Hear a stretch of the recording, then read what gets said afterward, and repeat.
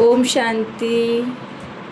आज की हम नेक्स्ट टॉपिक में बाबा की नेक्स्ट अव्यक्त वाणी पे चर्चा करेंगे, जिसमें बाप दादा की नेक्स्ट अव्यक्त वाणी त्रिमूर्ति की लाइट्स का साक्षात्कार 19/6/1970 की ये वाणी है, जिसमें बाबा ने हम बच्चों को त्रिमूर्ति लाइट्स का साक्षात्कार के रूप में बाबा ने बहुत अच्छे से इस वाणी में बताए हैं।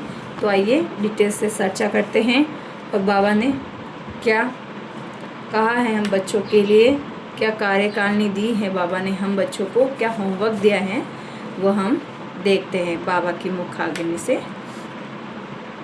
ओम शांति।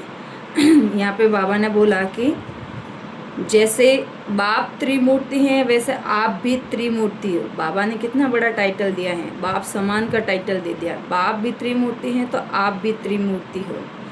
फिर बाबा ने कहा कि आप लोगों से लाइट का साक्षात्कार होता है, मालूम पड़ता है। बाबा हमसे पूछ रहे कि आप बच्चों से लाइट का साक्षात्कार होता है, मालूम पड़ता है, वो कैसे होता है। बाबा बता रहे हैं कि त्रिमूर्ति बच्चों की 3 प्रकार की लाइट्स का साक्षात्कार होता है। बाबा हम बच्चों में 3 प्रकार की लाइट्स देख रहे हैं और उसका साक्षात्कार होता है, और हमें पता ही नहीं कि हम इतने बड़े लाइट्स और माइट्स के साक्षात्कार करवा सकते हैं। हमें ये चीज़ की भी स्मृति नहीं रहती है। बाबा बोल रहे हैं कि वह कौन सी लाइट्स हैं। बाबा हम बच्चों से पूछे कि वह कौन सी 3 लाइट्स हैं। तो एक तो लाइट का साक्षात्कार होता है नयनों से। फिर कहते हैं ना कि नयनों की ज्योति, नयन ऐसे दिखाई पड़ेंगे जैसे नयनों में 2 बल्ब जल रहे हैं। फिर बाबा ने दूसरी बताई मस्तक की लाइट। फिर तीसरी होती है माथे पर लाइट का क्राउन। बाबा ने 3 प्रकार की हमें लाइट्स के बारे में बताया है कि फर्स्ट तो होता है जैसे नयन में ज्योति सी लग रही हो। जैसे 2 बल्ब कैसे लगते हैं, हमारे नयन खुले होते तो उसके अंदर एक ज्योति सी दिखती है, लाइट्स ऐसे गोल गोल लाइट सी दिखती है। तो दूसरों को भी हमारे नयन 2 बल्ब जैसे लगने चाहिए। और दूसरा बाबा ने बोला कि वह है मस्तक की लाइट, आत्मा स्मृति। और तीसरी है माथे की लाइट, जैसे माथे के पीछे एक क्राउन, पवित्रता का क्राउन होता है ना। बाबा बोल रहे हैं कि वो क्राउन दिखना चाहिए, पवित्रता। तो ये 3 लाइटें बाबा देख रहे हैं बच्चों में। जो तीनों लाइटों का साक्षात्कार हो तो कोई भी सामने आए तो वह नयन बल्ब दिखाई पड़े। बाबा बोल रहे हैं कि इन तीनों लाइट का साक्षात्कार दूसरों को होना चाहिए हमसे, कि कोई सामने भी आए तो वह हमारे दोनों जो नयन है वो बल्ब दिखाई पड़े, ज्योति दिखाई दे। उस बल्ब के अंदर ज्योति दिखाई दे, ना कि हमारा देह दिखाई दे। बाबा यहाँ से बोल रहे जैसे सर्च लाइट होती है ना, तो वह बहुत फोर्स से अच्छी इतनी फैलाती है अपना फोर्स। जैसे हम एक लाइट, अपनी बैटरी की लाइट को हम कहीं पे भी डालते हैं तो वो हम उसकी बैटरी की लाइट का आकार होता है वो कितना छोटा होता है, लेकिन वो जब फोर्सफुली कहीं पे भी हम डालते हैं तो वहाँ पे उसका कितना बड़ा प्रकाश फैल जाता है ना। तो बाबा भी उसी रीति से हम बच्चों को ये समझाना चाह रहे हैं कि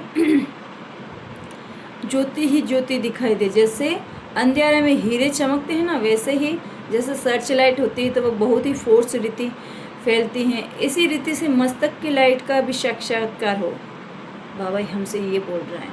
और माथे पर जो लाइट का क्राउन है वह तो समझते हो, ऐसे त्रिमूर्ति लाइट का साक्षात्कार एक एक को होना है। बाबा हम बच्चों से इतनी बड़ी उम्मीद और आस रख रहे हैं कि आप बच्चों से त्रिमूर्ति लाइट का साक्षात्कार एक एक को होना है, मतलब एक एक विश्व की आत्माओं को हमसे ये साक्षात्कार होना है। बाबा ऐसी आस रख रहे हैं बच्चों से, तब कहेंगे ये जैसे फरिश्ते हैं।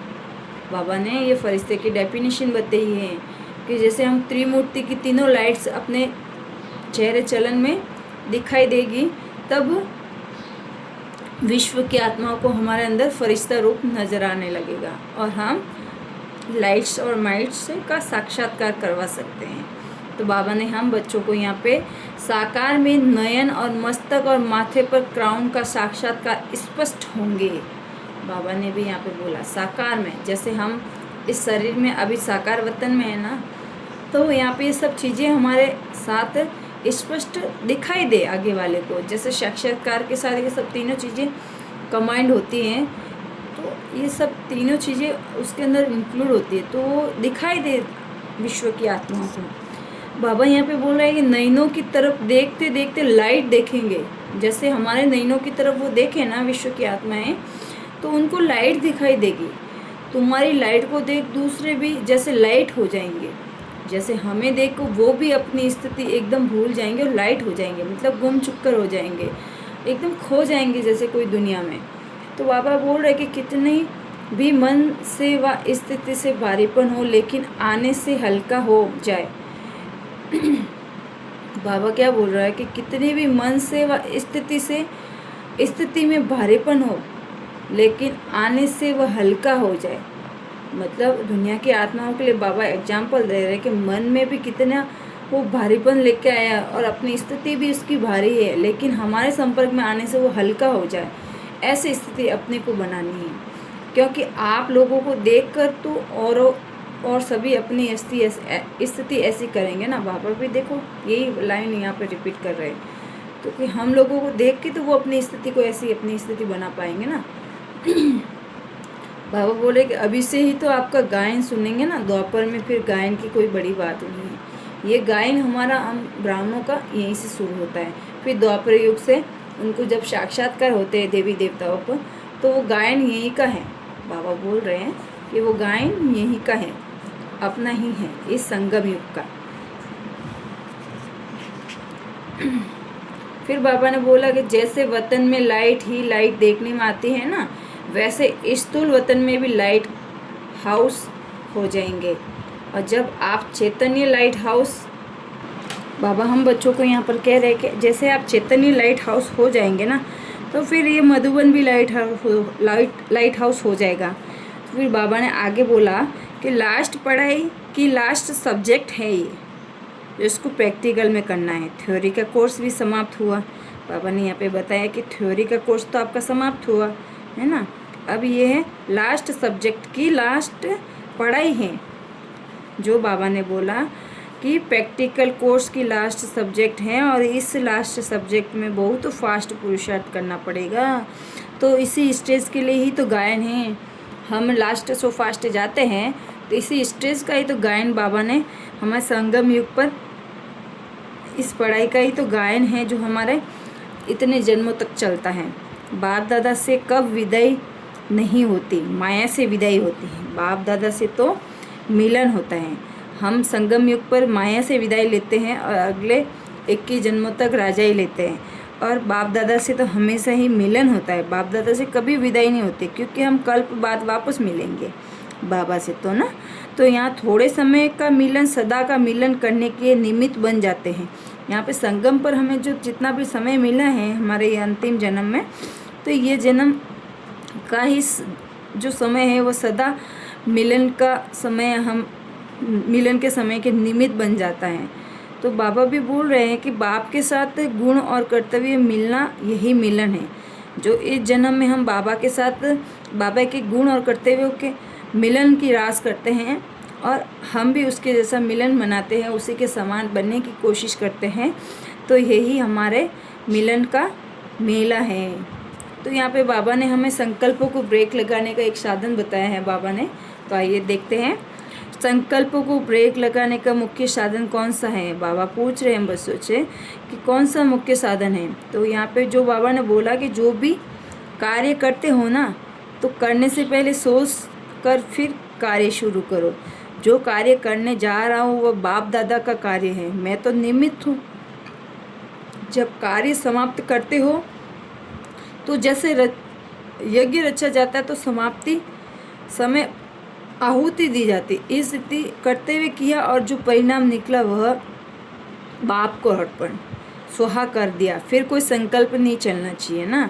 हम कोई भी कार्य के निमित्त बनते हैं, जो कार्य किया स्वाहा, उसके ऊपर वापस संकल्प नहीं चलना चाहिए, क्योंकि हमने बाप के निमित्त किया है ना, यज्ञ के निमित्त किया है, तो हम तो वहाँ पर निमित्त है, हमारा कुछ नहीं है। निमित्त बन कार्य किया, तो जब सब कार्य समाप्त हुआ तो स्वाहा किया, फिर संकल्प क्या चलेगा। तो इसमें बाबा भी बोल रहे कि संकल्प नहीं चलाना है। जैसे आग में भी चीज़ डाली जाती है तो फिर नाम निशान नहीं रहता है, वैसे ही हर चीज़ की समाप्ति में संपूर्ण स्वाहा करना है, फिर आपकी जिम्मेवारी नहीं है ना। एक बार हमने जो सेवा कर दी और उसको फिर संपूर्ण तन मन धन से कर दिया और फिर उसके बारे में हम सोचते हैं, तो हमारी वो सेवा नहीं रहेगी, फिर वो हमारी मैंपन में गिनी जाएगी, वो फिर हमारा उसमें से खाता कट हो जाएगा। तो बाबा भी बोल रहा है कि आपको जिम्मेवारी दी है तो जिम्मेवारी से करना है, लेकिन उसको उसके भान में, उसके मैंपन में नहीं आना। बाबा भी यहाँ पे बोल रहा है कि फिर वो उसके बाद आपने सुहा कर दी तो फिर वो जिम्मेदारी आपकी नहीं, वो जिम्मेदारी निमित्त की हो जाती है, बाप की हो जाती है ना। जिसके अर्पण हुए ना फिर वो जिम्मेदार वह है। देखो बाबा भी बोल रहा है ना, जिसके अर्पण हुए फिर जिम्मेदार वो हो जाता है। फिर संकल्प काहे का, जैसे घर में कोई बड़ा होता है तो जो काम किया जाता है ना तो बड़े को सुना कर गाली खाली हो जाते हैं, वैसे ही जो कार्य किया वह समाचार दिया, बस अव्यक्त रूप को सामने रख ये करके देखो। जितना जो सहयोगी बनता है ना उनको एक्स्ट्रा सहयोग देना पड़ता है। जैसे अपनी आत्मा को उन्नति के लिए सोचते हैं, इस रीति शुद्ध भावना, शुभ चिंतक और शुभ चिंतन के रूप में एक्स्ट्रा मदद दोनों रूप से किसी भी आत्मा को विशेष सहयोग देना चाहिए। इससे बहुत मदद मिलती है। जैसे कोई गरीब को अचानक बिगर मेहनत प्राप्ति हो जाती है, उसी रीति जिस भी आत्मा के प्रति एक्स्ट्रा सहयोग दिया जाता है वह आत्मा भी महसूस करती है हमको विशेष मदद मिली है। साकार रूप में तो भी एक्स्ट्रा कोई आत्मा को सहयोग देने का सबूत करके दिखाया है ना, तो उस आत्मा को स्वयं ही अनुभव हुआ है। यह सर्विस करके दिखानी, जितना जितना